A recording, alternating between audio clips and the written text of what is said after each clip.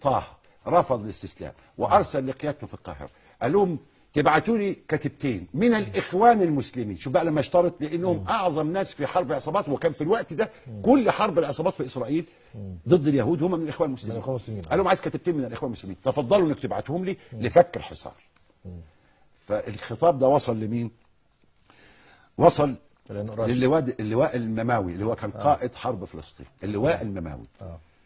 فاللواء المماوي اتصل بجامعة الدول العربية الأستاذ عزام باشا إنه يبعت يجيب الصاغ محمود لبيب ويجيبوا الشيخ فرغلي قائد فرق الفدائيين اللي في قناة السويس، يشكل له فرقة كتيبتين من الإخوان المسلمين عشان يطلعوا يفكوا حصار الفلوجة.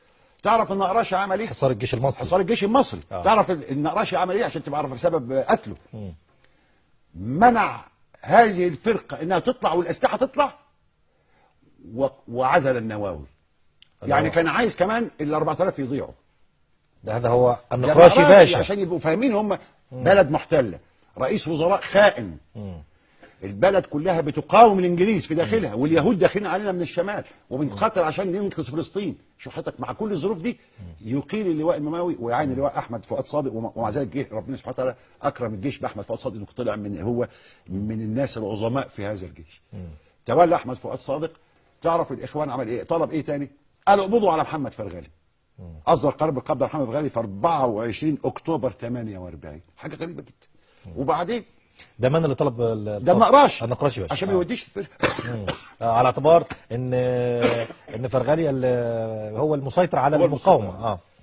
الله، الناس قعدت في الحصار ما فيش اي حاجه ولا امدادات ولا حاجه. الاخوان في داخل مصر بتلم فلوس لان في سلاح فاسد. تذكر ان جمال عبد الناصر بشكل محكمه الثوره لمحاكمه كل رجال العهد البائد بالسلاح الفاسد. الاخوان بتلم فلوس في مصر من كل المتبرعين عشان تشتري سلاح توديه الفلوج وتقاتل به اليهود.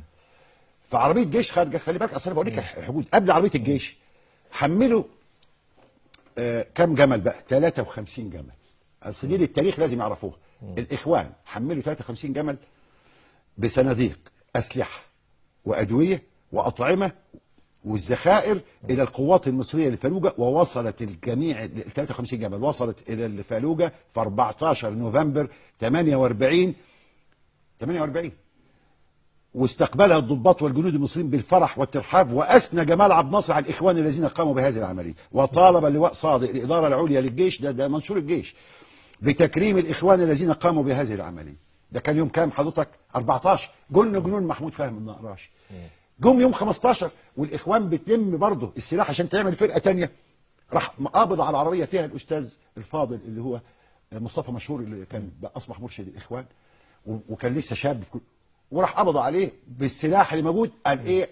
قلب نظام الحكم. والله يا اخي حاجه، مش بس قبض عليه وطلب القبض على كل الاخوان اللي رجعوا من فلسطين. ثم راح اصدر قرار بحل جماعه الاخوان. دي مصلحه مين؟ طب هم كانوا بيقلبوا نظام الحكم في فلسطين؟ انا هقول لك بقى المصلحه مين. هقول لك دلوقتي الخطوه اللي جايه عشان الناس كلها تعرف ايه اللي بيحصل الان كمان ايضا. الله، ازاي قرر حل جماعه الاخوان ومصادره اموالها في 8 ديسمبر 48 والقبض على كل رجال، حتى ان ضباط الجيش كانوا لا يستطيعون القبض على الاخوان. يقول لك ازاي اقبضوا على زميلي اللي قاعد بحارب معايا؟ فكانوا ايه؟ كان قواد الجيش لما كتبوا الكتب يقول لك كنا بنحطهم في معسكرات احرار ونقول لهم في الاخر روحوا سلموا نفسكم في القاهره. ما هو فيش حاجه، ما يقدرش يعمل حاجه في زميله. يجوا القاهره يعتقل. في 48 راح صادر قرار بحل جماعه الاخوان مصادره اموالها والقبض على زعمائها. الله، ايه الاسباب؟ اقول لك الاسباب بقى. في 10 نوفمبر، شوف احنا الكلام ده في 14 ديسمبر، في قرار حل في 8 ديسمبر. تمام. 15 نوفمبر كانت عربيه الجيش. 14 نوفمبر كانت الجمال 53 جمل راحوا للفلوجه.